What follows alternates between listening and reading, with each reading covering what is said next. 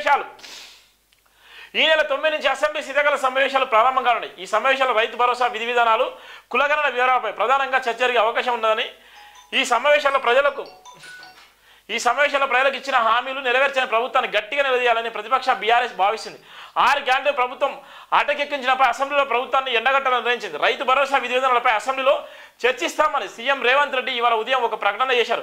కులగణన వివరాలపై కూడా ఈ సమావేశాల్లో చర్చ జరుగుతుందని చెప్పారు. కాంగ్రెస్ ఏడాది పాలన తనకు సంతృప్తినిచ్చిందని ఆయన పేర్కొన్నారు. అంతేకాక సంక్రాంతి తర్వాత రైతుల్లో ఖాతాలో రైతు భరోసా నిధులు కూడా వేస్తామని కూడా ప్రకటన చేసినటువంటి నేపథ్యం అయితే మనం చూస్తున్నాం. ఇది ఉన్నటువంటి మన జైవిన్ దినపత్రికలో ఉన్నటువంటి ప్రధాన వార్తకు సంబంధించి వార్త. ఏడునారంలో భారీ ఎన్కౌంటర్. ములుగు జిల్లాలో భారీ ఎన్కౌంటర్ జరిగింది. ఏడునారం చల్పక అటవీ ప్రాంతంలో గ్రేహాన్స్ మావోయిస్టుల మధ్య ఎదురుకాల్పులు జరిగాయి. ఈ ఎన్కౌంటర్లో 7 మావోయిస్టులు మృతి చెందారు. Telangana Greyhounds anti Maoist squad సంయుక్తంగా ఈ ఆపరేషన్ నిర్వహించాయి. ఎన్కౌంటర్పై పోలీసులు అధికారిక ప్రకటన చేయలేదు కాగా మృతుల్లో మావోయిస్ట్ కీలక నేతలు ఉన్నట్టు తెలుస్తుంది. ఇల్లందు నరసంపేట ఏరియా కమిటీ కార్యదర్శి కుర్సం మంగు ఆలియస్ భద్రు ఆలియస్ పాపన్న 30తో పాటు అతని దళ సభ్యులు మృతి చెందారు. మృతి చెందిన వారిలో ఏడునారం మహదేష్పూర్ కార్యదర్శి ఏగోలపు మల్లయ్య ఆలియస్ మధు 43, ముస్సాకి దేవక్ ఆలియస్ కర్ణాకర్ 22, ముస్సాకి జమున 23, జైసింగ్ 25, కిషోర్ 22, కామేష్ 23 ఉన్నారు. ఘటన స్థలంలో 2 AK-47 రైఫిల్స్ పెద్ద మొత్తం ఆయుధాలను స్వాధీనం చేసుకున్నారు. పూర్తి వివరాలు తెలియాల్సి ఉంది. 14 ఏళ్ల తర్వాత ఉమ్మడి వరంగల్ జిల్లాలో ఇది అతిపెద్ద ఎన్కౌంటర్ కావడం కూడా ఒక విశేషంగా ఉన్నటువంటి పరిస్థితి అయితే మనం చూస్తున్నాం. అది ప్రధానంగా ఉన్నటువంటి నేపథ్యం. రైతు రుణమాఫీపై రాంతం మానండి, అప్పుల రాష్ట్రాన్ని అభివృద్ధి చేస్తున్నాం, మీలా మిసాలు చేయడం లేదు, దమ్ముంటే బహిరంగ చర్చకు రండి, ఆదాయాలు వెల్లడిస్తాం, 10 సంవత్సరాలు ఏం పొడిచారని పనికిమాలిన శ్రాంతం చేస్తున్నారు. రైతులపై శక్తి కలిగిన పార్టీ ముమ్మాటి కాంగ్రెస్ పార్టీయే. మీరన్నీ బాగు చేశాక వేల మంది రైతులు ఎలా ఆత్మహత్యలు చేసుకున్నారు. ఆర్థిక కష్టకాలంలో కూడా ఎన్ని చేస్తున్నాం, కళ్ళ కానక రావడం లేదా, సిగ్గు శరం ఉండే మాట్లాడుతున్నారా? ప్రతిపక్షాల కాయాన్ని కాలు దూవుతున్నారు. సంక్రాంతి వరకు రైతు భరోసా ఇచ్చి తీరుతాం, ప్రతిపక్షాల కాలం చెల్లుబాటై పిచ్చల్లా మాట్లాడుతున్నారు. పత్రికా సమావేశంలో సీఎం రేవంత్ రెడ్డి కూడా ఘాటుగా స్పందించినటువంటి నేపథ్యం అయితే చూస్తున్నాం మనం. సంక్రాంతి పండుగ తర్వాత రైతు భరోసా చెల్లిస్తామని ముఖ్యమంత్రి రేవంత్ రెడ్డి స్పష్టం చేశారు. డిసెంబర్లో జరిగే శాసనసభ సమావేశాలు ఈ అంశంపై చర్చించి విధానాలు ఖరారు చేసి సంక్రాంతి తర్వాత రైతు భరోసా చెల్లిస్తామన్నారు. ఈ విషయంలో మరుచుల మాటలను విశ్వసించరాదని రైతాంగానికి సూచించారు. ప్రజాప్రభుత్వం విజయోత్సవాల్లో భాగంగా పాలమూరు జిల్లాలో జరిగిన రైతు పండుగ విజయవంతమైన నేపథ్యంలో మంత్రులు తుమ్మల నాగేశ్వరరావు, దామోదర రాజేంద్ర, జూపల్లి కృష్ణారావు, కొండ సురేఖ, పొంగులేటి శ్రీనివాసరెడ్డి పలువురు ప్రజాప్రతినిధులతో కలిసి ముఖ్యమంత్రి మీడియా సమావేశాల్లో మాట్లాడారు. రైతు పండుగలో ప్రత్యక్షంగా పాల్గొన్న రైతాంగం రాష్ట్ర వ్యాప్తంగా 568 రైతు వేదికల ద్వారా ఈ కార్యక్రమంలో పాల్గొన్న లక్షలాది రైతులందరికీ ఈ సందర్భంగా కృతజ్ఞతలు తెలియజేశారు. ఇంకా ఏమన్నారంటే, సంక్రాంతి పండుగ తర్వాత Rythu Bharosa చెల్లించేది guarantee.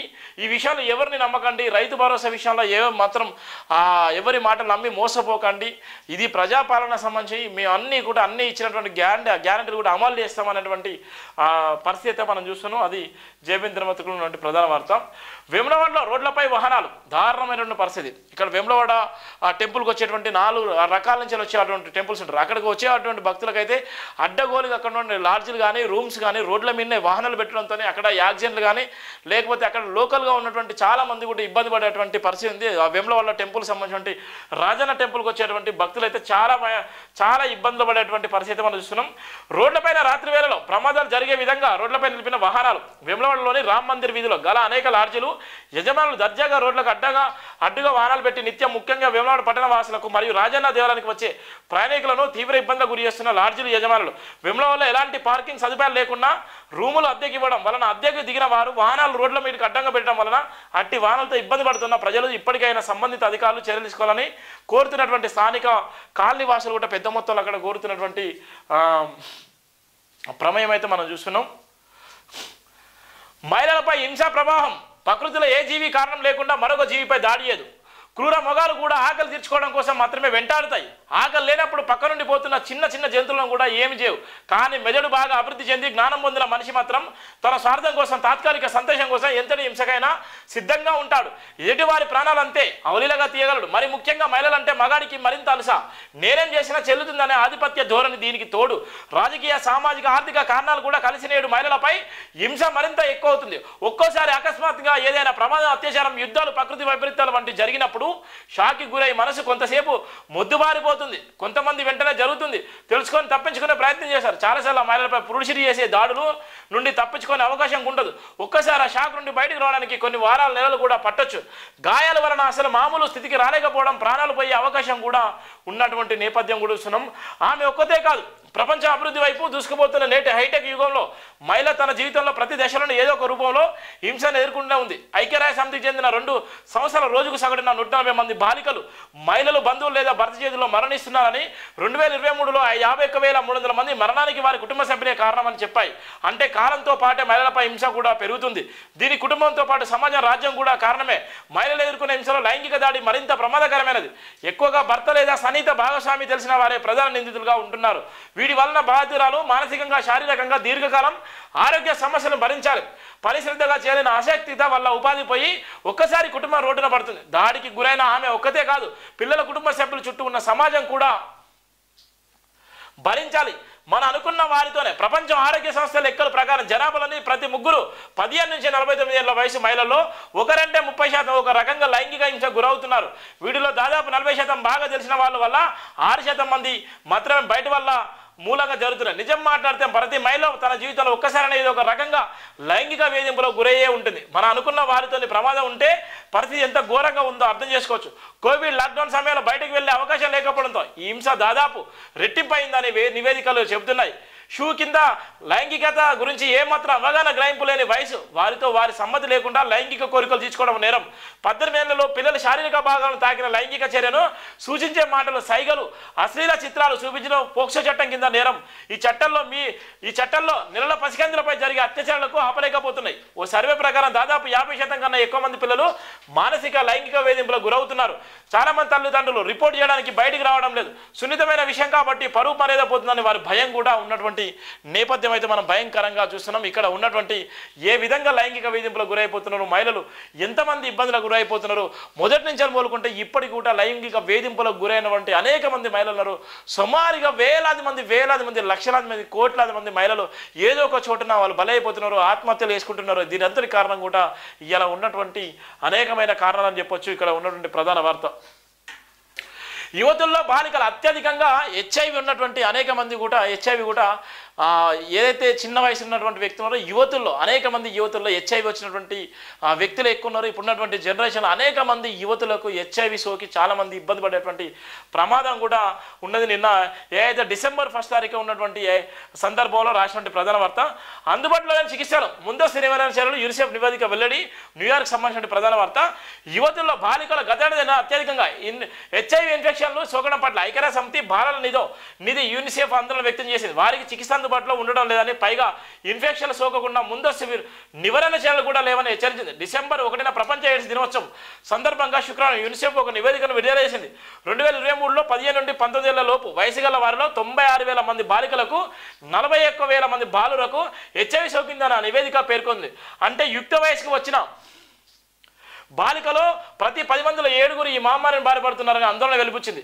Sub Sahara Africa ప్రాంతంలో ఈ సంఖ్య ప్రతి 10 మందిలో 9గా ఉంది. 2023లో దాదాపు 13 లక్షల మంది ఈ వ్యాధి బారిన పడ్డారని యూనిసెఫ్ ఎయిడ్స్ సంస్థ ఒక నివేదికలో పేర్కొంది. వారిలో ఎయిడ్స్ కారణాలతో 6.3 లక్షల మంది మరణించారని తెలిపింది. 2030 కల్లా ప్రజారోగ్యానికి ముప్పుగా ఉన్న ఎయిడ్స్ను నిర్మించాలని ఐక్యరాజ్య సమితి లక్ష్యాన్ని సాధించడానికి అవసరమైన దానికన్నా 3 రెట్లు ఎక్కువ మంది ఈ వ్యాధి బారిన పడ్డారని యూనిసెఫ్ అసోసియేట్ డైరెక్టర్ అనురుత బెయిన్స్ తెలిపిన నేపథ్యం కూడా మనం చూస్తున్నాం. సాధించాల్సిన లక్ష్యాలు మిగిలే ఉన్నాయి.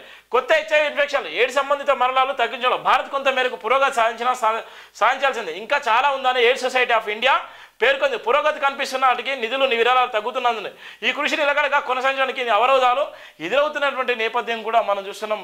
ఇప్పుడు ఉన్నటువంటి ప్రధానంగా ఉన్నటువంటి హెచ్ఐవి వల్ల ఎంతోమంది జీవితాలు కూడా ఆగమయ్యేటువంటి ప్రమాదం కూడా మనం చూస్తున్నాం. భయంకరమైనటువంటి ప్రమాదంలో ఇలా కొట్టుమిట్టాడుతున్నారు. వాళ్ళందరూ కూడా చిన్న వయసు సంబంధించిన వాళ్ళందరూ కూడా మైనర్ వయసు సంబంధించిన వ్యక్తులే ఇలా లక్షలాది మంది హెచ్ఐవి బారిన పడుతున్నారు. వాళ్ళందరూ ఎందుకోసం బారిన పడుతున్నారు, ఎంత భయంకరంగా ఉంది, ఇలా క్రిమినల్ కేసులు కానీ ఇలా ఉన్నటువంటి లైంగిక వేధింపుల విషయాలు కానీ ఎంత దారుణంగా ఉందో మనం చూసేటువంటి ప్రమాదం అయితే మనం చూస్తున్నాం. జైభీం ఒక ఉద్యమం, జైభీం టీవీ ఒక పోరాటం. ప్రధానంగా ఉన్నటువంటి జైభీం టీవీ ఎందుకోసం ఉంది, జైభీం టీవీ నినాదం ఎందుకోసం పెట్టడం జరిగింది, జైభీం నినాదం వెనక ఉన్నటువంటి ఉద్దేశం ఏంటి అన్నటువంటిది కూడా ప్రధానంగా రాసినటువంటి ఒక నేపథ్యం ఉంది. జైభీం ఒక ఉద్యమం, జైభీం టీవీ ఒక పోరాటం.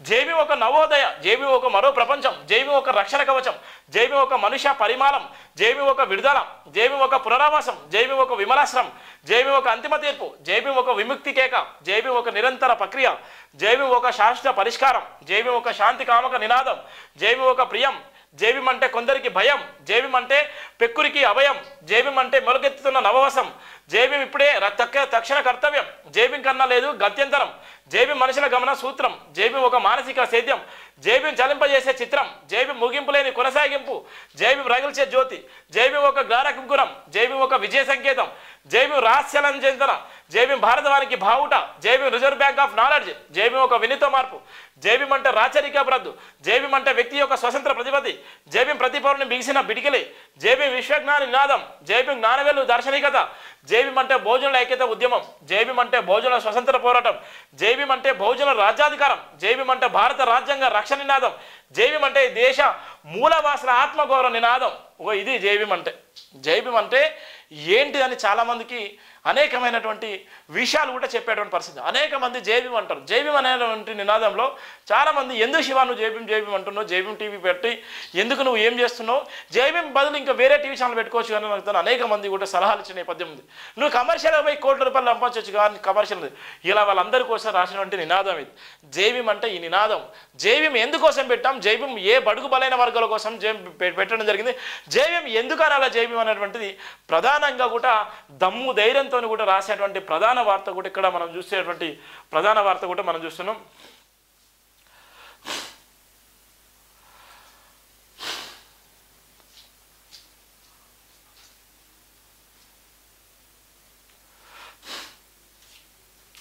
మళ్ళీ ఆత్మహత్యల తెలంగాణ, ఏడాదిలోనే సమైక్య పాలన నాటి పరిస్థితులు, అప్పుల పాలన సాగు, సర్కారు సాయం అందక ప్రాణించుకున్న రైతులు, ప్రభుత్వ అడ్డాలు లేక నేతన్నలకు ఉరికొయ్యలాగా మారుతున్న మగ్గాలు, ఉచిత బస్సు ప్రయాణంతో ఉపాధి కోల్పోయి ఆటో డ్రైవర్లు బలవన్నం, విద్యార్థుల పిట్టలు రాలుతున్న పట్టని ప్రభుత్వం, ఏడాది పరిస్థితి తారుమారైంది, తెలంగాణ తెరలమర్లైంది. సమైక్య పాలన తెలంగాణపై ఏ పడగ నిలా పడిందో ఇప్పుడు అదే జాడ బీఆర్ఎస్ పాలన దేశానికి అన్నం గిన్నెగా మారిన తెలంగాణ ఇప్పుడు సాగుపడవు పడ్డది. అన్నదాత అంపశేపై ఉన్నాడు భరోసా లేక నేతలను ఉరితలను వేరుకుంటున్నారు. ఆటో డ్రైవర్లు ఆత్మహత్యల రూట్లు పోతున్నారు. ఆఖరికి మాజీ సర్పంచులు కూడా బిల్లులు రాక బలం కనబడే నేపథ్యం కూడా మనం చూస్తున్నాం. అన్నదాతలు కానీ విద్యార్థులు కానీ చేనేత కార్మికులు ఆటో డ్రైవర్లు మాజీ సర్పంచులు ఇప్పటి వరకు ఆత్మహత్యలు చేసుకున్నటువంటి ఈ 1 yearలో ఏదైతే సంవత్సరం రేపటితో సంవత్సరం వస్తున్న నేపథ్యంలో ఇప్పటికైతే ఎంతమంది ఆత్మహత్యలు వేసుకున్నారంటే ఈ పాపం ఎవరికి ముట్టుకుంటుంది, ఈ పాపం ఎవరి పాపానికి పోతుంది, ఈ ప్రజాపాలన ప్రభుత్వానికి పోతుందా లేకపోతే ప్రతిపక్షాలకు పోతుంది అన్నటువంటి ప్రధాన వార్త చూస్తున్నాం మనం. మళ్ళీ ఆత్మహత్యల తెలంగాణ అయితే మొదలైన నేపథ్యం కూడా చూస్తున్నాం. ఇప్పటివరకు చనిపోయినటువంటి అన్నదాతలు కానీ 621 మంది, 355 మంది, 89 మంది, 26 మంది, 28 మంది ఇప్పటికారు వాళ్ళు చనిపోయారట. ఇప్పటివరకు చనిపోయినటువంటి సంఖ్య కూడా ఇక్కడ మనం ప్రధానంగా చూస్తున్నాం. ఏడాదంతా గుండెకోతే రాలిన ఆశలు కూలిన ఇండ్లు, సబ్బండ వర్ణాలకు మిగిలింది లేదనే నిరుద్యోగుల నుంచి గురుకుల విద్యార్థుల వరకు, హైదరాబాద్ నుంచి ఆటో డ్రైవర్ల వరకు కూడా భారీ మొత్తంలో భారీ స్థాయిలో భారీ సంఖ్యలో ఆత్మహత్యలు కూడా చేసుకున్నటువంటి పరిస్థితి అయితే ఈ కాంగ్రెస్ ప్రభుత్వంలో ఉంది. సంవత్సర కాలంలో ఎక్కడ వేసిన గొంగడ ఎక్కడే ఉంది. 6 గ్యారెంటీల అమలుతోని ఏం చేయాలన్నటువంటి నేపథ్యం ఉన్నటువంటి ప్రధాన వార్త కూడా మనం చూస్తున్నాం.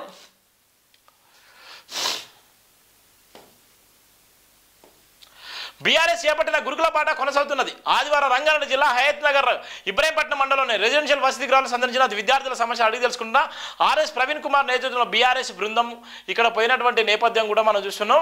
ఆర్ఎస్ ప్రవీణ్ పై సర్కార్ కేసు, బీఆర్ఎస్ గురుకుల పాటపై ప్రభుత్వ నిర్బంధకండ, పోలీసులకు షేరిగుండ రెసిడెన్షియల్ పాఠశాల ప్రిన్సిపల్ ఫిర్యాదు, తమకు సమాచారం ఇవ్వకుండా క్యాంపస్లోకి వచ్చిన ఆరోపణ, 447 సెక్షన్ కింద కేసు నమోదు, విద్యార్థులు రెచ్చగొడుతున్నారంటూ సొసైటీ కార్యదర్శి రాజకీయ వ్యాఖ్యలు.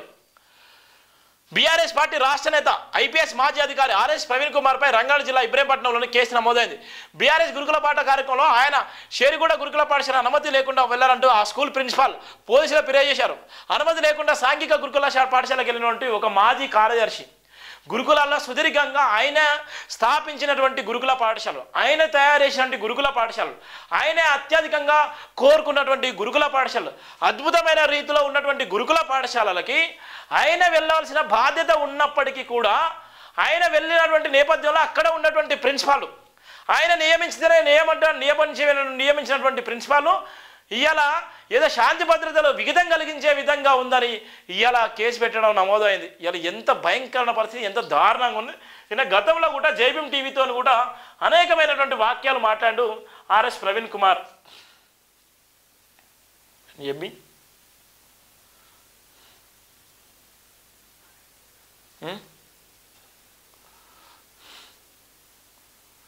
జైభీం టీవీది నిన్న మాట్లాడిన వీడియో ఉంది. ఎంత దారుణం అంటే అంత దారుణమైనటువంటి సందర్భం. ఇలా ఈయన మీద కేసు కూడా నమోదు చేసేది. అంటే ఇది భయభ్రాంతులకు గురి చేయడమా, లేకపోతే కావాలని చేయడమా, దీనివల్ల నిజంగా ప్రభుత్వానికి హెచ్చరికనా, లేకపోతే ప్రభుత్వం భయపడి కేసు పెట్టిందా, దీనివల్ల నిజంగా గురుకుల పాఠశాలకు వెళ్ళాల్సిన అవసరం ఉన్నప్పటికీ వెళ్తే ఇలాంటి కేసులు అయితే అని ప్రభుత్వం హెచ్చరించినట్ట. ఒక పక్కన పిల్లలు చాలా ఇబ్బంది పడుతున్నారు, మరో పక్కన పిల్లలు ఆత్మహత్యలు వేసుకుంటున్నారు, ఒక పక్కన పిల్లలకు భయంకరమైనటువంటి పరిస్థితులు ఉన్నాయని కూడా తెలిసినప్పటికీ కూడా ఫుడ్ పాయిజన్ విషయంలో అనేక మంది ఇబ్బందులు పడుతున్నారు. ఇవాళ దానికి కమిటీలు వేసేటువంటి నేపథ్యం ఉంది. ఎందుకు కమిటీలు వేస్తున్నారు? విద్యాశాఖ ఉంటే కంపల్సరీ చేసేది కదా. విద్యాశాఖ అంటే ఎప్పటికప్పుడు మానిటరింగ్ చేసేది కదా. మరి విద్యాశాఖ లేకుండా విద్యాశాఖ ఎవరి దగ్గర పెట్టుకున్నావు?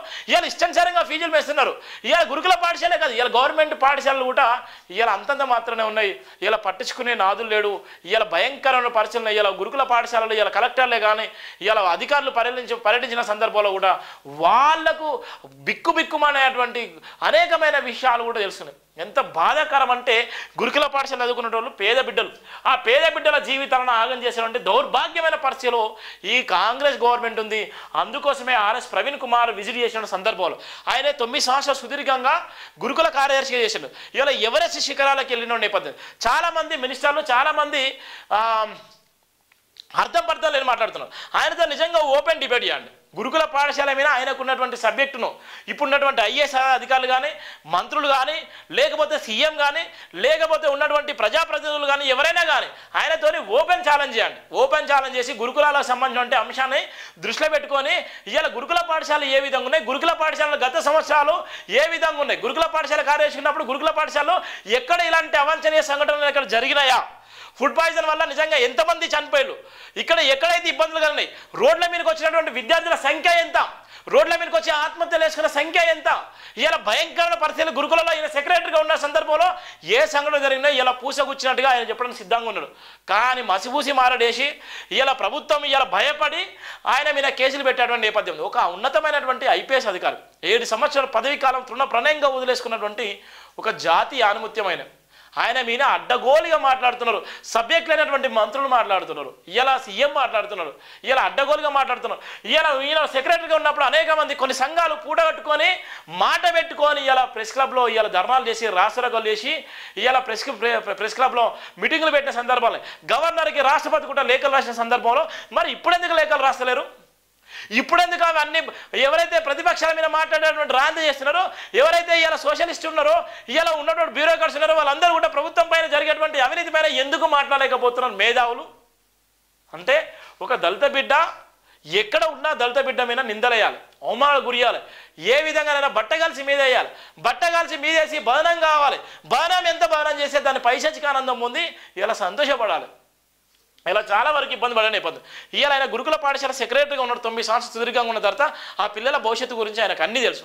ఎక్కడ ఏ స్కూల్లో ఏం జరుగుతుంది, ఏ స్కూల్లో ఎలాంటి పరిస్థితులు ఉన్నాయి, ఆ స్కూల్లో ఉన్నటువంటి అధికమైనటువంటి పరిస్థితులు ఎక్కడ జరగబోతున్నాయి, ఎక్కడ భయంకర పరిస్థితులు అని ఆయనకు మొత్తం తెలుసు. ఆయన నిర్మించినటువంటి గురుకుల పాఠశాల, ఆయన సృష్టించిన గురుకుల పాఠశాల, ఆయనే ఏ విధంగా గురుకుల పాఠశాలలు ఉండాలో ఆయన చెప్పిన నినాదమే ఇలా కొనసాగుతుంది. ఇలా మీరు కొత్తగా తీసుకొచ్చిన నినాదం ఏముంది? ఇలా ప్రవీణ్ కుమార్ సార్ మీద నిందలేసి ప్రవీణ్ కుమార్ సార్ మీద కేసులు పెడితే అది ప్రభుత్వానికే చెడ్డ పేరుగా వస్తుంది, ప్రభుత్వానికే అది మచ్చలాగా ఉండేటువంటి నేపథ్యం ఉంటే ఆర్ఎస్ ప్రవీణ్ కుమార్ రాబోయే రోజుల్లో ఆయన ఒక భయంకరమైనటువంటి ఒక ఉత్పన్నమైనటువంటి ఒక గొప్ప వ్యక్తిగా కూడా ఉండేటువంటి వ్యక్తి. ఆ వ్యక్తి మీద నిందలేసి ఆ వ్యక్తి మీద పైచాచికానందం పొంది ప్రభుత్వం బెదిరింపులకు గురి చేస్తే రాబోయే రోజుల్లో భయంకరమైన పరిస్థితులు కూడా అధిగమిస్తాడు. ఆ అన్ని తట్టుకొని నిలబడ్డటువంటి ఆర్ఎస్ ప్రవీణ్ కుమార్ మీద ఎవరైతే చెవాకులు పేలుస్తున్నారో చెవాకులు కూడా ఆయన రెడ్ బుక్లో రాసుకున్నట్టుగా రాసుకుంటాడు. ఏదో ఒక రోజు అవన్నీ కూడా బయట పెడతాడు. ఆయనకు ఎన్కౌంటర్లో స్పెషలిస్టు ఎవరైతే ఉన్నారో ఆయనకు అన్నీ తెలిసిన వ్యక్తి. ప్రవీణ్ కుమార్ అనేటువంటి వ్యక్తికి అన్ని తెలిసిన వ్యక్తి, చాలా బడుగు బలైన వర్గాల నుంచి ఏదైతే కష్టపడి ఎదిగినటువంటి వ్యక్తి, ఏదైతే సొంతంగా అయ్య డబ్బో అమ్మ డబ్బోతో ఎదిగినటువంటి వ్యక్తి లేదు. ఆయన బడుగు బలైన వర్గాల కోసం పుట్టినటువంటి ఒక మేధావి. ఆయన కష్టపడి ఎదిగినటువంటి స్వభావం ప్రతి ఒక్కరికి కూడా ఆదర్శంగా ఉన్న నేపథ్యం. అలాంటి వ్యక్తి ఇవాళ ఆయన మీద అవాక్కులు చెవాకులు పేల్చున్నారు, ఇవాళ ఇష్టానుసారంగా మాట్లాడుతున్నారు. ఇవాళ ఆయన మీద రాయేస్తే ఆ రాయేసి పైశాచిక ఆనందం పొందేటువంటి చాలామంది ఉన్నారు. ఇప్పటికైనా మారండి. ప్రవీణ్ కుమార్ అనేటువంటి వ్యక్తి నిజంగా గురుకుల పాఠశాల ఫుడ్ పాయిజన్ వెనుక ఆయన కుట్ర ఉందంటే, ఫుడ్ పాయిజన్ వెనుక ఆయన ఉన్నటువంటి హస్తం ఉందనుకుంటే మీరు నిజంగానే సిబిఐ ఎంక్వైరీ చేసి ఆయన జైల్లో వేయండి. ఆయన అప్పటికే చెప్పిండు, నా తప్పు నా ప్రమేయం ఉంటే ఉరికంబా నాకు ఎత్తడానికి ఆయన సిద్ధంగా ఉన్నాను చెప్పిన. అంత సవాల్ వేసిండు. ఉరికంబం అంటే జీవితమే ఉండవు, జీవితం లేకుండానే చేసుకుంటున్నాను. అలాంటి సవాల్ కూడా ఇప్పటివరకు స్వీకరించలేదు. ఇవాళ ఒక దళిత మేధావులు అనే చెప్పుకునేటువంటి చాలామంది ఎక్కడ వేళ్ళు మరి ఎక్కడ మాట్లాడుతున్నారు, ఏం మాట్లాడుతున్నారు? ఇవాళ ఒక కులం మీద మాట్లాడితే ఇంకో కులానికి కోపం, ఇంకో కులం మీద మాట్లాడితే ఇంకో కులం. ఎంత భయంకరంగా ఉందంటే దారుణమైనటువంటి పరిస్థితి ఉంది. ఇప్పటికే ఆర్ఎస్ ప్రవీణ్ కుమార్ మీద సర్కార్ కేసు అయితే నమోదు చేసింది. ఆ సర్కార్ కేసు దేనివల్ల నమోదు చేసిందో ఆయనకు కూడా తెలుసు. ఆయన ఒక ఐపీఎస్ ఆఫీసర్ కాబట్టి ఏది ఏమైనప్పటికీ భయంకరమైన పరిస్థితులు అయితే మనం చూస్తున్నాం. మాఫీ కథ ముగిసింది. 2 లక్షల రుణమాఫీ లేనట్టే. ఈయన సంక్రాంతి లోపు వేస్తున్నాడు, ఆయన ఎక్కడన్నా రుణమాఫీ లేనట్టే అన్నది. చివరి విడత పూర్తి చేసినట్టు సీఎం ప్రకటన. చేయాల్సిన రుణమాఫీ 31,000 కోట్లు మాఫీ చేసింది. 20,000 కోట్లు మాత్రమే రుణమాఫీ తేల్చేసిన రేవంత్ రెడ్డి. బ్యాంకుల తప్పిదలతోనే మాఫీ అంచనా 11,000 కోట్లు పెరిగిందని చెప్పుకొచ్చిన సీఎం. బడ్జెట్ కేటాయింపులో 5,000 కోట్లు మిగులు. రైతు రుణమాఫీ కథ ముగిసింది. అంచనాలు తగ్గి బ్యాంకులపై నెట్టిన ప్రభుత్వం లక్షలాది రైతుల బాకీని అలాగే ఉంచింది. తొలుత 30,000 కోట్లు మాఫీ చేస్తామని చెప్పిన ప్రభుత్వం చివరికి 20,000 కోట్లతోనే సరిపెట్టింది. చివరి విడత రుణమాఫీ పూర్తి చేసినట్టు ఆదివారం నిర్వహించిన మీడియా సమావేశంలో ముఖ్యమంత్రి రేవంత్ రెడ్డి ప్రకటించడంతో 2 లక్షల పైగా రుణం కలిగిన రైతుల పరిస్థితి ఏమిటని చర్చ జరుగుతుంది. వారికి మొండి చేయి చూపినట్టనే అభిప్రాయాలు కూడా వ్యక్తమైన నేపథ్యం కూడా మనం చూస్తున్నాం. ఎంత భయంకరమైన పరిస్థితి ఉందో మనం చూస్తున్నాం.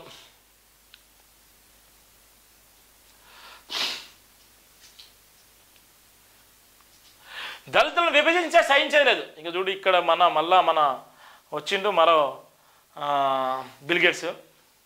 ఆదివారం హైదరాబాద్ పరేడ్ గ్రౌండ్లో జరిగిన సింహగర్జన సభకు భారీగా హాజరైన మాలలు.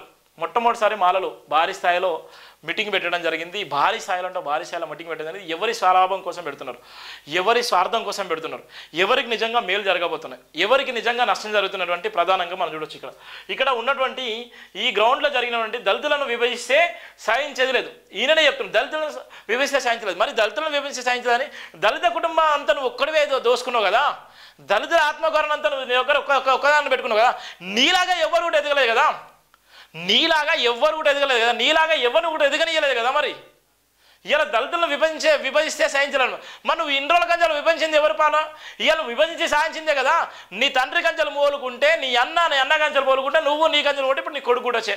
ఇవాళ నీ ఒక్క ఇంట్లోనే 3 పదవులు సంపాదించే. మరి ఎవరిని విభజించినట్టు, ఎవరి అస్తిత్వాన్ని గుంజుకున్నట్టు? ఇవాళ ఇప్పటికైనా మాలలారా, మాదిగలారా, 59 ఉపకులారా ఈయన చూసి నమ్మండి. ఈయన పిల్లికి బిచ్చమైన నేపథ్యం. ఒక పక్కన మాలలకు ఒక పక్కన చూసుకుంటాడు, మాదిగలు ఒక పక్కన చూస్తాడు. ఇవాళ ఉన్నటువంటి 57 కులాలను భయంకరంగా చూసేటువంటి నేపథ్యం ఉంటుంది.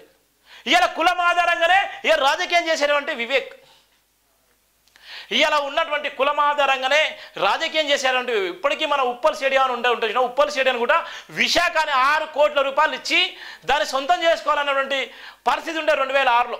అప్పుడు ఉన్నటువంటి రాజశేఖర రెడ్డి విశాఖ లేదు గిశాఖ లేదని ఆయన మొత్తం టోటల్గా ఆయన తీసుకొచ్చి రాజీవ్ గాంధీ ఇంటర్నేషనల్ స్టేడియం పెట్టిండు.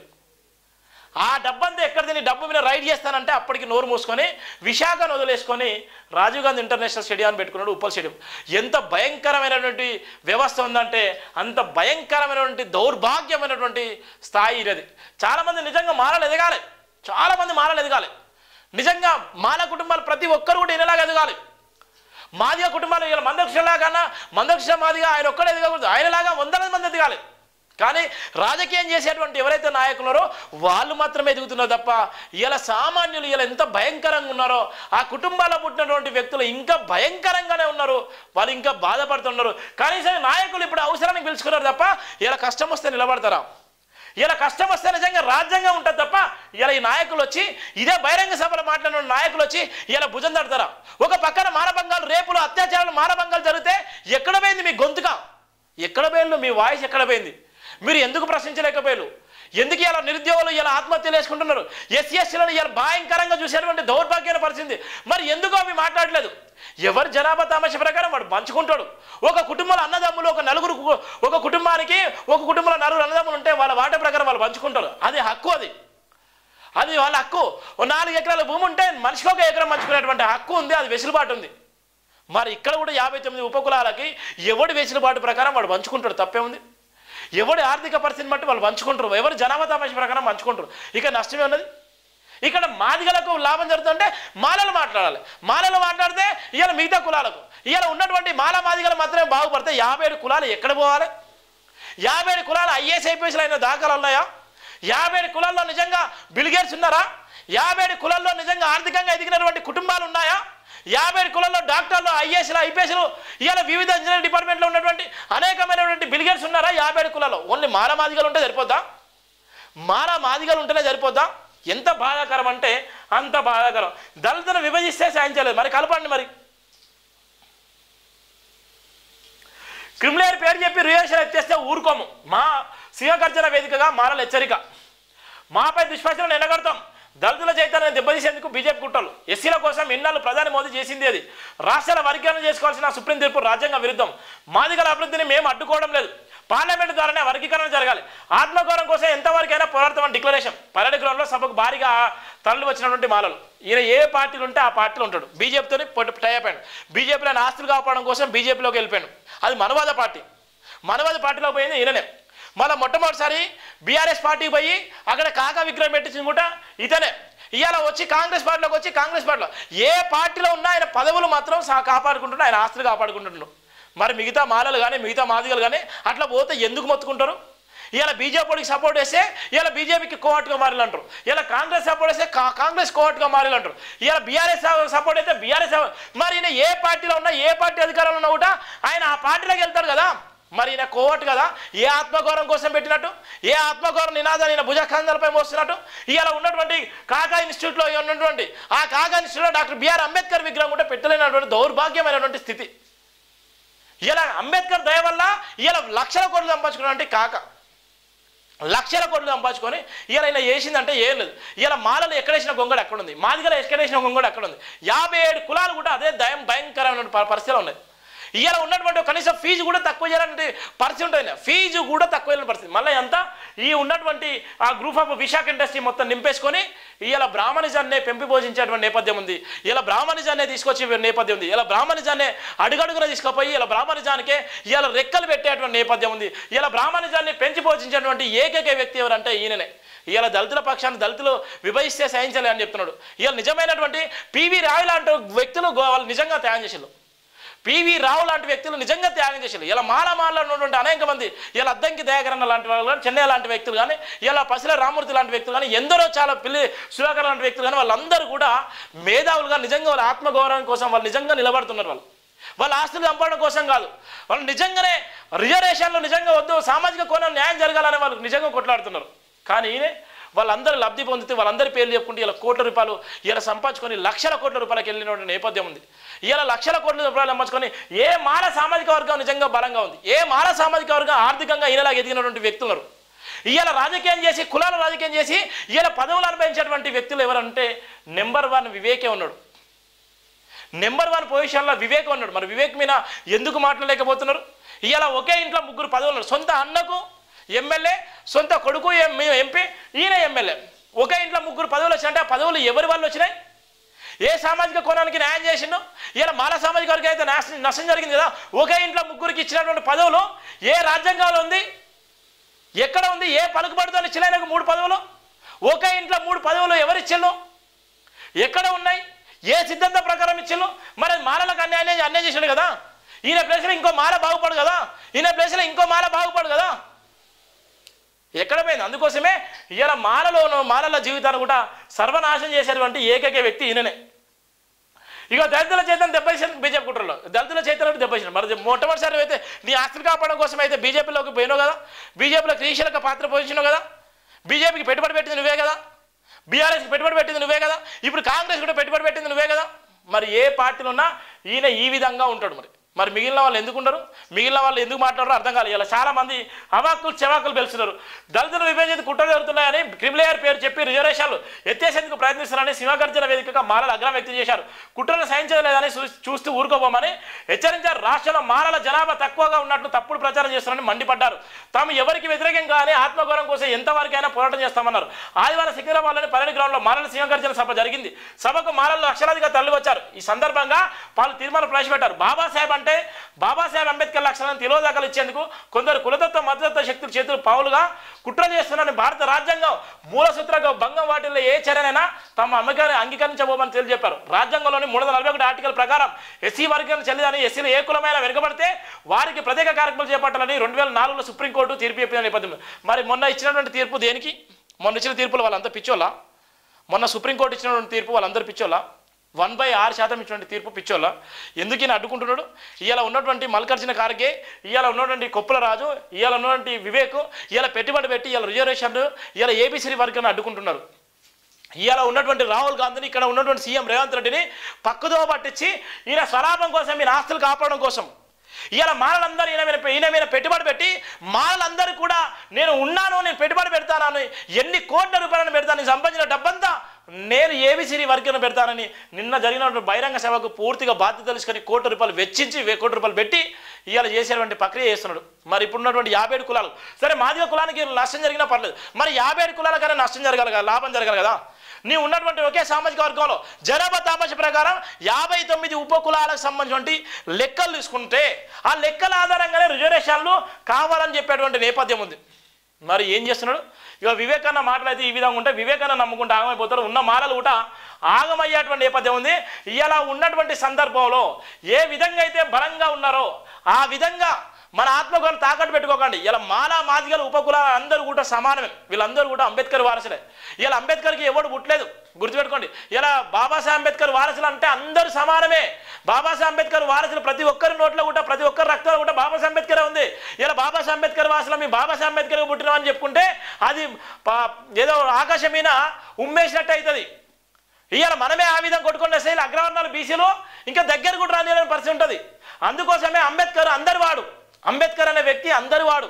సబ్బండ కులాలు, సబ్బండ వర్గాలు, సబ్బండ కులాలకే కాదు, ఇలా భారత రాజ్యాంగంలో నివసించేటువంటి ప్రతి ఒక్కరికి కూడా బాబాసాహెబ్ అంబేద్కర్ దేవుడు. ఆయన అందరికీ తండ్రి లాంటి వాడు. ఇలా కొంతమందికే తండ్రి కాదు, కొంతమందికే దేవుడు కాదు, అందరికీ దేవుడు అంబేద్కర్. అంబేద్కర్ను ఏకవచనంగా అంబేద్కర్ మాకే సొంతమైనట్టుగా మాట్లాడితే ఖబర్దార్ అని కూడా హెచ్చరిస్తున్నాను. అంబేద్కర్ అందరివాడు, అంబేద్కర్ కొందరి వాడు కాదని కూడా చెప్తున్నాం. ఇలా ఉన్నటువంటి వ్యక్తిగతంగా ఉన్నటువంటి మీ కుట్ర కుతంత్రాలతో చేసుకోండి. కానీ ఇలా మాలల లబ్ధి పొంది ఇలా లక్షల కోట్లు సంపాదించుకున్నటువంటి వివేక్ మీద ఎందుకు విచారణ చేయలేకపోతున్నారు అనేటువంటి ఇప్పుడు కూడా అర్థం కాలేదు. ఇలా చాలామంది అవాకులు చెవాకులు బెలిసిలు. ఇది ఉన్నటువంటి జేబీ దినపత్రికలో ఉన్నటువంటి ప్రధాన వార్తల సారాంశం. మార్నింగ్ న్యూస్ ప్రతి ఒక్కరు కూడా జేబీ టీవీ ఛానల్ సబ్స్క్రైబ్ చేసుకోండి, షేర్ చేయండి, విలువైన కామెంట్ చేయండి. ఇది మన ఆత్మగౌరవ నినాదం, మన ఆత్మగౌరవ నినాదం, జేబీ నినాదం. ఇప్పుడు వరకు నేను చెప్పాను ఆత్మగౌరవ నినాదం ఏ విధంగా ఉందో. జేబీ ఎందుకు అంటున్నామో, ఇలా V6 లాగా లేకపోతే వెలుగు లాగానో విశాఖ లాగానో ఇలా వేల కోట్లు లేవు. జేబీ అంటే ఒక ఆత్మగౌరవ నినాదం, గుండె నిండా ఉన్నటువంటి నినాదం జేబీ నినాదం. ఇలా సభలో సమావేశాల్లో జేబీ అనడానికి కోసం కాదు. ఇలా ప్రతి ఒక్కరు కూడా నిజాయితీ పరులు, అస్తిత్వం కోసం నిలబడండి. ఇలా నా కులం బలంగా ఉంటే, నా కులం చెప్పుకోవచ్చు అని ఉంటే నిజంగా నమ్మకద్రులు. అందుకోసమే బాబాసాహెబ్ అంబేద్కర్ గారు గాంధీ చేసిన కుట్రలో చనిపోలేదు, దళితులు చేసిన కుట్రలకే బాబాసాహెబ్ అంబేద్కర్ గారు చనిపోయాడు. బాబాసాహెబ్ అంబేద్కర్ గారు చనిపోవడానికి ప్రధాన కారణం ఏంటంటే దళితులే. ఆ లెక్కలు కూడా త్వరలో చెప్పబోతున్నా. జేబీ దినపత్రికలో ఉన్నటువంటి ప్రధాన వార్తలు.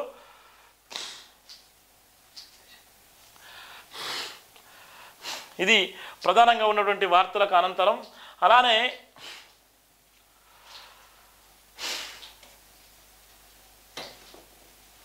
సెలబ్రిటీలకు 100 కోట్లు కుచ్చుటోపి. బాధితుల హీరోయిన్లు సమంత, కీర్తిసురేష్, పరిణితి చోప్రా. సఫ్టైన్ కార్డ్ బ్రాంచ్ పెరిట బడా స్కామ్. తృతీయ జ్యువెలర్ అధినేత కాంతిదాన్ గరణ మోసం. బాధితురాలు శ్రీజ ఫిర్యాదుతో ఏడాది ఫిబ్రవరి CCSలో కేసు ఫైల్ అయింది. 10 నెలల తర్వాత నిందితుడు అరెస్ట్ అయ్యే నేపథ్యం ఉంది. చూడు ఎంత దారుణంగా ఉందో. అందరూ కూడా మోసం చేసేవాళ్ళు, అందరూ ఏదో రకంగా మోసపోయేటోళ్ళు ఉన్నారు. పాపం ఎంత బాధాకరం అంటే అంత బాధాకరం. తెలంగాణ బీజేపీకి కొత్త చీపు ఇప్పటికే పేరును ఖరారు చేసిన అధిష్టానం పలువురికి కీలక నేతలకు సమాచారం ఈ నెలకల్లోకి అధికారికంగా ప్రకటించే ఛాన్స్ రేసులో పలువురు ఎంపీలు ఎమ్మెల్యేలు 6 అబద్ధాలు 66 మోసాలు 6 అబద్ధాలు 66 మోసాలు కాంగ్రెస్ వైఫల్యాలపై బీజేపీ ఛార్జ్షీట్ రిలీజ్ హామీల అమలుపై తెలంగాణ ప్రజలు కాంగ్రెస్ను నిలదీయాలి కిషన్ రెడ్డి ఈ బీజేపీ కొత్త చీప్పై పార్టీ అధిష్టానం ఫోకస్ పెట్టింది బాధ్యతలు ఎవరికి అప్పగించాలన్న విషయంపై ఇప్పటికే ఓ నిర్ణయానికి వచ్చినట్టు తెలిసింది ఇందుకు సంబంధించి కీలక నేతలకు సైతం సమాచారం ఇచ్చిన టాక్ ఈ నెలకాలంలోగా అధికారికంగా ప్రకటించే ఛాన్స్ ఉన్నది రాష్ట్ర అధ్యక్ష పదవి కోసం పలువురు ఎంపీలు ఎమ్మెల్యేలు పోటీ పడుతున్నారు స్థానిక సంస్థల ఎన్నికలు దగ్గర పడుతుండడంతో పార్టీ బలోపేతపై ఆశనం మరింత దృష్టి ఆరించింది ఈ నెల 10వ తేదీలోపు బూత్ కమిటీ ఎన్నికలు పూర్తి చేయాలని ఇప్పటికే నిర్ణయించగా 20వ తేదీ వరకు మండల కమిటీలు కంప్లీట్ చేయాలని స్పష్టం చేసింది ఈ ప్రక్రియ అనంతరం రాష్ట్ర అధ్యక్షుడిపై ప్రకటన చేసేటువంటి నేపథ్యం కూడా ఉంది ప్రకటన రేసులో ఎవరున్నారంటే ప్రధానంగా ఉంటుంది ఇలా ఉన్నటువంటి పరిస్థితి అయితే అంతా మా ఇష్టం సెక్రటరీలో ఐఏఎస్ఎల్ ఇష్టారాజ్యం సమయపాలన పాటించకుండా విధులకు చూడు ఎంత దారుణమో ఎవడు ఇవ్వాలి ఎక్కడ పోయింది ప్రజాపాలన ఇలా కొంతనన్నా ఐఏఎస్ ఐపీఎస్ల భయం ఉందా కొంతనన్నా ఐఏఎస్ ఐపీఎస్ల భయం ఉందా మరి సామాన్యుల పరిస్థితి ఇవాళ సీఎం మాట వినకపోతే ఐఏఎస్ ఐపీఎస్లు వాళ్ళే సమయపాలన రాకపోతే వాళ్ళే సమయపాలనకి హాజరు కాకపోతే మిగిలిన కింది స్థాయి అధికారులు హాజరవుతారా కింది స్థాయి అధికారులు ఆ స్థాయికి పోతారా అంతా మా ఇష్టం అనేటువంటి నేపథ్యం ఉంది ఇక కట్టించిన పాపం కేసీఆర్ కట్టించిన అనుభవించలేకపోయాడు సొమ్ము ఒకటి సోకొకటి అంటే ఇదే రాజు ఒకడు ఉంటాడు రాజా నేలటోడు ఉంటాడు ఇంకో దానికి ఉదాహరణ ఇదే మధ్యాహ్నం తర్వాత సచివాలయానికి కొందరు ఇలా వచ్చి అలా బయటకు మరికొందరు రాత్రి 10 దాటిన ఆఫీసులోనే ఎంప్లాయీస్కి మాత్రం షరతులు తాము ఉన్నంతసేపు సెక్షన్లో ఉండాలనే ఆదేశాలు మహిళా ఉద్యోగులు తీవ్ర ఇబ్బందులు త్వరలోనే బ్యూరోక్రాట్లకు పెషియాల అటెండెన్స్ చూడు ఎంత దారుణం ఇవాళ ఉన్నటువంటి ఈ ఐఏఎస్ ఐపీఎస్లు వీళ్ళు ఇంకా వద్దు కానీ ఇంకా అనొద్దు వీళ్ళు చేసేది ఏముండదు వాళ్ళు మళ్ళీ 4 నుంచి 4 గంటల వరకు టైం ఇస్తారు కానీ నిజంగా వీళ్ళు ఏమైనా చేస్తారంటే ఏం లేదు ఎక్కడ వేసినా గొంగళ అక్కడే ఉంది ఇవాళ ఏదంటే వాళ్ళు పైచాచికి ఆనందం ఇవాళ ఫైల్ ముందే పెట్టుకొని టీవీ ముందర పెట్టుకొని ఇవాళ చూసేటువంటి నేపథ్యం ఉంది పేదలకు సాయం చేయండి ఇది ప్రజాపాలనని రేవంత్ రెడ్డి ఆయన చెప్పులు అరిగిపోయేటప్పుడు ఆయన కాళ్ళు అరిగిపోయేటట్టు ఆయన తిరిగి ఇలా సాధించుకున్నాడు ఇవాళ ఎంత భయంకరటువంటి కేసీఆర్ను ఓడించి ఆయన సొంతం చేసుకున్నట్టు ఈ రాష్ట్రంలో ఇవాళ ఉన్నటువంటి సోనియా గాంధీ కళను కూడా నిజం చేసినటువంటి ఏకైక వ్యక్తి రేవంత్ రెడ్డి నిజంగా ఇవాళ బదనం కావడానికి రేవంత్ రెడ్డి నిజంగా ఫెయిల్యూర్ కావడానికి ప్రధానంగా ఉంటే ఐఏఎస్ ఐపీఎస్ అధికారులే రేవంత్ రెడ్డి బదనం కావడానికి రేవంత్ రెడ్డి పరిపాలన రోడ్డు మీదకి రావడానికి ప్రధాన కారణం కూడా ఐఏఎస్ ఐపీఎస్లే ఇది అందరూ తెలిసినటువంటి నేపథ్యమే రేవంత్ రెడ్డి ఎన్నో సందర్భాలు మాకు సహకరించండి చేయండి సాయం చేయండి ప్రజల దగ్గరికి పోండి అని చెప్తున్నారు కానీ ఒక్క ఐఏఎస్ ఐపీఎస్ అధికారులు కూడా ఎక్కడి పోట్లు ఏసీలు వేసుకుంటున్నారు కూర్చుంటున్నారు కనీసం ప్రజాపాలన నిజంగా దరఖాస్తులను తీసుకుంటే దరఖాస్తులు కూడా తీసుకోలేని పరిస్థితి లేదు ఇలా అవి దరఖాస్తులు తీసుకొని నిజంగా న్యాయం చేస్తారంటే అది కూడా లేదు ఇలా భజన చేసే మీడియా ఉంటే భజనలో రాస్తారు ఇలా చాలా వరకు ఇబ్బంది పడే నేపథ్యం ఉంది రాష్ట్రం అధోగతి అయిపోయిన నేపథ్యం ఉంది సెక్రటరీలో ఐఏఎస్లు ఇష్టారాజ్యం ప్రధాన వార్త ఇక్కడ ఉన్నటువంటి వార్తను కూడా మనం చూస్తున్నాం సెక్రటరీలో విధులు వేస్తున్న ఐఏఎస్ సమయపాలన పాటించకుండా ఇష్టానుసారంగా వ్యవహరిస్తున్నారని విమర్శలు వ్యక్తమవుతున్నాయి మధ్యాహ్నం 2 తర్వాత విధులకు హాజరవుతున్నారని టాక్ కొందరు బ్యూరోక్రాట్లు ఇలా వచ్చి అలా బయటికి వెళ్ళిపోతుండగా మరికొందరు రాత్రి 10 దాటిన చాంబోలోనే ఉంటున్నారు సెక్రటరీ వర్గాల్లో చర్చ జరుగుతున్నది తమ సెక్షన్లో ఉన్నంత వరకు ఉద్యోగులు ఇక్కడికి వెళ్ళొద్దని ఆదేశాలు జారీ చేసిన సమాచారం దీంతో పలువురు మహిళా ఉద్యోగులు సదరు ఐఏఎస్లపై కోపంగా ఉన్న నేపథ్యం ఉంది ఇక మహిళలు అయితే పాపం చాలా వరకు కొంతమంది మహిళలు అయితే ఎంతమంది లైంగిక వేధింపులకు గురయ్యాలో అది మనం చూసాం బీఆర్ఎస్ హయాంలో ఇప్పుడు కూడా లైంగిక వేధింపులు చాలామంది ఐఏఎస్ ఐపీఎస్ అధికారుల చేతిలో చాలామంది అవుట్సోర్సింగ్ మహిళలు చాలామంది ఇబ్బందులకు గురయ్యేటువంటి నేపథ్యం ఉంది కానీ వాళ్ళు బయటికి చెప్పుకునే పరిస్థితి వాళ్ళ గత్యంతరం లేక బయట చెప్పుకుంటే ఎక్కడ ఇబ్బంది పడుతుందో ఎక్కడ మా లైఫ్లో స్పైల్ అయిపోతావు అని వాళ్ళు కుమిలిపోయేటువంటి నేపథ్యం ఉంది ఇవాళ అలాంటి అధికారులు కూడా చాలామంది ఉన్నారు ఎంతమంది అధికారుల చేతిలో ఇవాళ మహిళలు బలైపోతున్నారు 10 గంటల దాకా వాళ్ళకి ఆదేశాలు ఇచ్చే నేపథ్యం ఉంది ఐఏఎస్ ఐపీఎస్లో అధికారులు ఉంటే ఇవాళ 10 గంటల దాకా ఉండాలా మహిళలు దేనికోసం చూడు ఎంత ఘోరమో ఐఏఎస్లకు ఎందుకు మిరాయింపు ఐఏఎస్ ఆఫీసర్లు క్రమశిక్షణ మారిపేరుగా ఉండాలి అందులో రాష్ట్ర పాలన కేంద్ర బిందువైన సెక్రటరియట్లో పనిచేసే బ్యూరోక్రాట్లు మరింత ఆదర్శంగా వివరించాలి కానీ మెజార్టీ ఆఫీసర్లు తమకు ఇష్టం వచ్చినప్పుడు వచ్చి నచ్చినప్పుడు బయటకు వెళ్తున్నటువంటి సమయపాలన కూడా చూస్తున్నాం ఇది ప్రధానంగా ఉండే నేపథ్యం వైద్యం డీసెంట్రలైజ్ ఇంకా మా డైనమిక్ పెద్దన్న నిజంగా ఇలా ఉన్నటువంటి సీఎం అయ్యేటువంటి అవకాశం ఉన్న తృణప్రాయంగా వదిలేసుకున్నాడు ఆరోగ్య శాఖ మంత్రి ఈయన రాజకీయంగా మొదటి నుంచి కూడా ఇవాళ ఉన్నటువంటి సీఎం రేవంత్ రెడ్డి కాదు బట్టి కాదు వాళ్ళందరికన్నా సీనియర్ ఉన్నటువంటి మంత్రి ఇలా కాంగ్రెస్కి వెన్నుదండుకుంటే కాంగ్రెస్ కోసమే ప్రాణమైన అర్పిస్తానికి సిద్ధంగా ఉన్నటువంటి వ్యక్తి సమయపాలన ఆయన ఉన్నటువంటి ఉమ్మడి రాష్ట్రంలో కూడా ఉప ముఖ్యమంత్రిగా చేసినటువంటి తెలంగాణ నికర్సైన దళిత బిడ్డ ఇలా ఎన్నో అవమానాలు పడుతున్నాడు, ఎన్నో బాధలు పడిస్తున్నాడు, ఎన్నో ఇబ్బందులు పడుతున్నప్పటికీ కూడా ఇవాళ వైద్య శాఖలో అనేకమైన మార్పులు తీసుకురావడం కోసం ఎప్పటికప్పుడు రివ్యూలు చేస్తూ అనేకమైనటువంటి సందర్భాల్లో అధికారులకు అనేకమైనటువంటి ఆదేశాలు ఇస్తున్నప్పటికీ కూడా ఇవాళ ఎక్కడో ఒక దగ్గర ఇవాళ ఎలుకలను చూపెడుతున్నారు, పిల్లలను చూపెడుతున్నారు, అవి ఇవి చూపెట్టి ఇలా బదనం చేసేటువంటి కుట్ర చేస్తున్నారు. ఇవాళ ఉన్నటువంటి మంత్రుల్లో డైనమిక్ మంత్రులు ఎవరంటే ఇవాళ దామోదర్ రాజనరసింహ పేరు చెప్పొచ్చు. ఇక వైద్య శాఖ ఇవాళ ఎక్కడ వేసిన గొంగడి అక్కడే ఉంది. వైద్య శాఖలో సమూలమైన మార్పులు తీసుకోవచ్చు. ఇలా వైద్య శాఖలో అనేకమైనటువంటి అంశాలను దృష్టిలో పెట్టుకొని ఎప్పటికప్పుడు దాని మీద రివ్యూ చేస్తూ కూడా ఇవాళ ఉన్నటువంటి పేద బడుగు బలైన వర్గాలకు న్యాయం చేయాలని కూడా కంకణం కట్టుకున్నటువంటి ఏకైక మంత్రి ఎవరంటే దామోదర్ రాజనరసింహ. నిజంగా ఎంత అద్భుతమైన పరిపాలన ఇస్తాం, ఎంత ఇబ్బందిగా ఉన్నటువంటి ఆ సమైక్య పాలనలో ఉప ముఖ్యమంత్రి చేసి తెలంగాణ రాష్ట్రం సాధించడంలో ప్రధాన పాత్ర పోషించింది కూడా దామోదర్ రాజనరసింహ గారు. ఇవాళ ఉన్నటువంటి కిరణ్ కుమార్ రెడ్డి ప్రభుత్వాన్ని చెండాలి, ఇవాళ ఉన్నటువంటి సమైక్య పాలన చిరంజీవి లాంటి వ్యక్తులను కూడా ఇవాళ అందరినీ కూడా పక్కన పెట్టేసుకొని ఏకచక్రాధిపతిగా నిలబడ్డటువంటి వ్యక్తి కూడా దామోదర్ రాజనరసింహ ఉప ముఖ్యమంత్రి ఉమ్మడి సమైక్య పాలనలో. అలాంటి వ్యక్తి ఇప్పుడు ముఖ్యమంత్రి కావాలి, కానీ ఆరోగ్య శాఖ మంత్రికే పరిమితం అయిపోయాడు. ఇలా మనం చూస్తున్నాం. జిల్లా స్థాయిలో మెరుగైన వైద్యం అందాలి, చికిత్స కోసం పేదల అప్పుల పాలు కావద్దు, ఆసుపత్రిలో 80% ఇన్స్పెక్షన్ రావాలి, స్టాఫ్ సమకూర్చడమే టార్గెట్, క్యాన్సర్ చికిత్సకు రీజనల్ రిఫరల్ సెంటర్లు ఏర్పాటు చేయాలి, ప్రభుత్వ ఆసుపత్రిలో ప్రైవేట్ మెడికల్ షాపులకు నో పర్మిషన్, జర్నలిస్టుల ఉద్యోగుల హెల్త్ కార్డుల కోసం కొత్త వ్యవస్థ. ఆయన దిశతో మంత్రి రాజనరసింహ వైద్యం డీసెంట్రలైజ్ కావాల్సిన అవసరం ఉందని మంత్రి దామోదర్ రాజనరసింహ అన్నారు.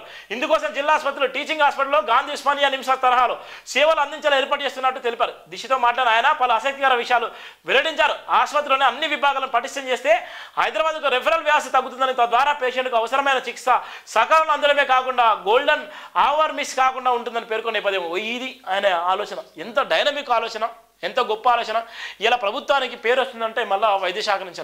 కొంతమంది మంత్రులు ఇష్టానుసారంగా మాట్లాడారు. ఇక మీరు జీవితంలో కూడా మీరు మంత్రులు కాలేరు, జీవితంలో కూడా మీరు ఎమ్మెల్యే కాలేరు. ఇక ఎందుకోసం అంటే అధికారం ఉన్న తర్వాత అధికారాన్ని ఇలా గుండెల నిండా పోయాలి, బాధ్యతను ప్రజలకు అందించే విధంగా ఉండాలి. పైచాచిక ఆనందం కోసం ఇవాళ ఇష్టానుసారంగా ఇలా మామూలు బట్టలు వేసుకొని తెల్ల బట్టలు వేసుకుంటే ఇలా మొత్తం తెలుపంతా వ్యవస్థ అంతా తెల్లగా ఉంటారు అనుకుంటే ఎప్పుడు కూడా ఉండదు. అందుకోసమే ఇలా ఉన్నటువంటి ప్రధానంగా ఉన్న నేపథ్యం కూడా ఉంది. ఇక అన్న పోయిండు, అక్క ఎంటర్ అవుతుంది. ఇక అండగా ఉంటాం పోలీస్కి ఇచ్చే ఫ్యామిలీకి ఎమ్మెల్సీ కవిత భరోసా, అమరుల కుటుంబాలను కేసీఆర్ ఆదుకున్నారని కామెంట్, ప్రజలకు ఇచ్చిన హామీలను ప్రభుత్వం నెరవేర్చిన డిమాండ్. అన్న పోయిండు, అన్న రెస్ట్ ప్లేస్లో పోయిండు. అంటే రెస్ట్ ప్లేస్లో కంటే ఆయన మామూలుగా రాజకీయాల కొద్ది రోజులు విరమం ప్రకటించిండు. రెస్ట్ తీసుకోవడానికి కొంత విరమం సమయం కావాలనేటువంటి నేపథ్యంలో ఉంది. అందుకోసమే ఇవాళ ఉన్నటువంటి గతంలో ఎవరున్నారు జైల్లో గతంలో వైఎస్ జగన్ జైల్లో ఉన్నప్పుడు షర్మిలక్క, సొంత చెల్లె షర్మిలక్క పాదయాత్ర చేసింది. సుదీర్ఘ పాదయాత్ర చేసి జనాన్ని చైతన్యం చేసి ఒక పదవిని తీసుకొచ్చింది. ఇప్పుడు కూడా అన్న ఒకవేళ జైలుకు పోయినా, లేకపోతే అన్న రెస్ట్ ప్లేస్లో ఉన్నా, అన్న నిజంగా విదేశాలకు పోయినా, లేకపోతే అన్న ఇక్కడ ఉన్నా కూడా అక్క మాత్రం తెరపైకి వచ్చింది. అక్క ఎందుకోసం వస్తుందంటే ఇవాళ రేవంత్ రెడ్డి కూడా అక్క వీళ్ళిద్దరి కమిషన్ బ్రహ్మాండంగా ఉంటుంది. వీళ్ళిద్దరు కూడా పార్ట్నర్షిప్లుగా ఉన్న నేపథ్యం. గతంలో రేవంత్ రెడ్డి ఎమ్మెల్సీ కవితక్క ఇప్పుడు ఉన్నటువంటి నేపథ్యంలో వాళ్ళందరూ కూడా ఒక కంపెనీలో వీళ్ళిద్దరు కూడా పార్ట్నర్లు.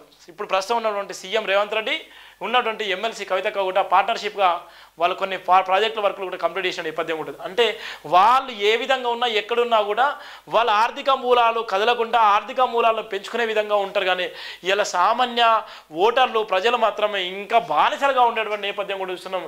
ఇది జైవిన్ దినపత్రికలో ఉన్నటువంటి ప్రధాన వార్తలకు సంబంధించిన ప్రధాన వార్త. జైవిన్ దినపత్రికలో ఉన్నటువంటి వార్తలకు సంబంధించి మీరు ఒక్కరు కూడా అందరూ కూడా సబ్స్క్రైబ్ చేసుకోండి, షేర్ చేయండి, విలువైన కామెంట్ చేయండి, పేబ్యాక్ చేయండి. Thank you so much. జై భీమ్ ఆల్.